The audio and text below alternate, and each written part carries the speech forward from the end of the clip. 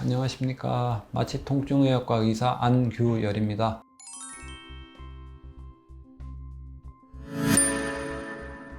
몇 달 뵌 지가 몇 달쯤 됐네요. 간단한 질문들인데 저희가 치료하는 영역에서는 어느 정도 다 알고는 계시겠지만 조금 오해 소지가 있는 부분들에 대해서 좀 알아보겠습니다.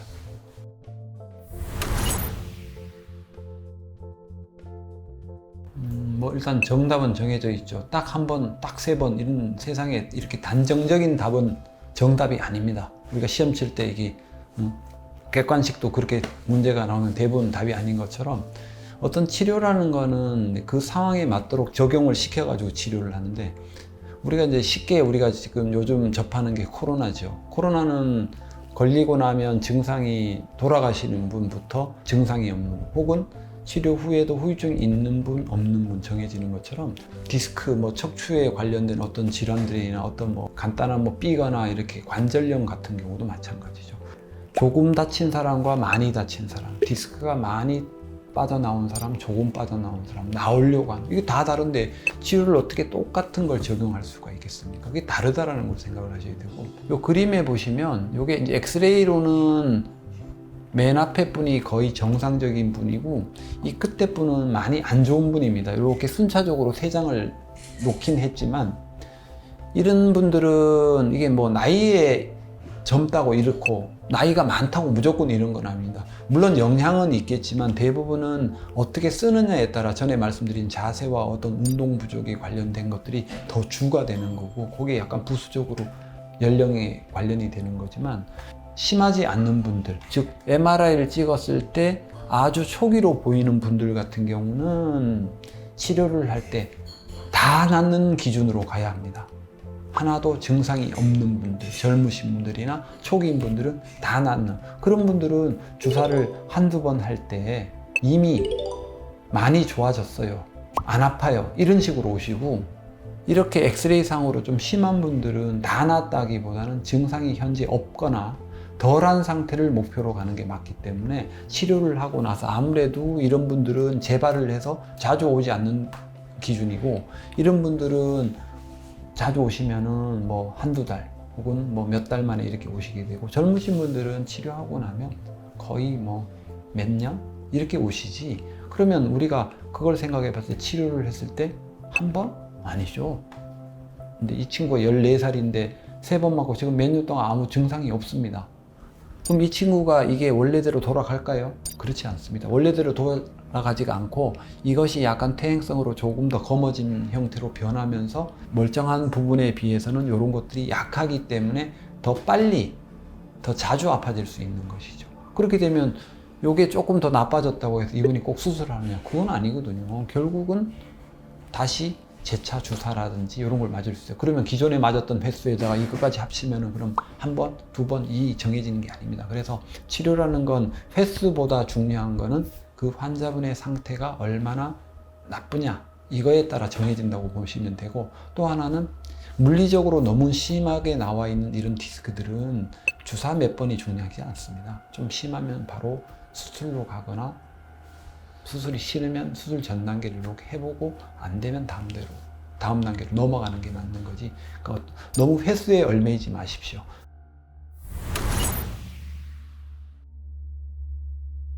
우리가 이제 치료를 받고 이렇게 병원에서 서류를 떼가면 신경 차단술 이런 식으로 처방전에 그렇게 나와 있습니다. 이렇게 보면 고지고대로 이제 믿는 거죠. 아, 차단술, 차단을 하는구나, 이건데, 저희가 이제 마취 통증의학과거든요. 통증의학과라고 명칭이 붙게 된 거는 근 한 20년 됐는데, 그전에는 마취과였습니다. 마취는 전신 마취를 하는 영역이 있고, 전신에, 그다음에 부분 마취, 식경만 마취하는 게 있습니다. 그래서 그게 신경 마취를 해서 우리가 수술이나 다른 거를 하다 보니까 마취 통증의학과가 이렇게 마취과에서 이렇게 생겨나다 보니까 이 차단술이라는 게 기존에 있었기 때문에 이걸 병용해서 사용하게 되다 보니까 이름도 그렇고 금액도 그렇게 땡겨 쓰다가 보니까 이 오해가 생기는 것이지, 아까 얘기했지만 보십시오. 이 친구가 몇 년째 이상 없으면 이 친구는 제가 몇 년째 차단을 시키고 있습니까?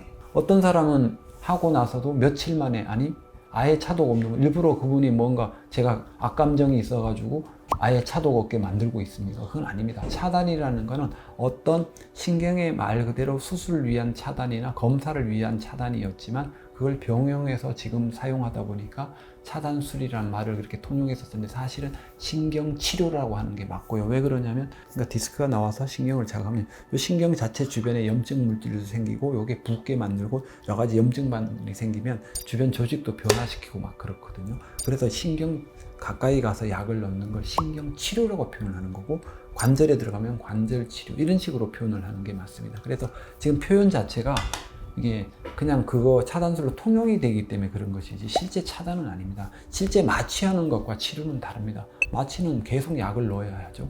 그거랑 좀 다릅니다. 그걸 오해하시면 안 됩니다.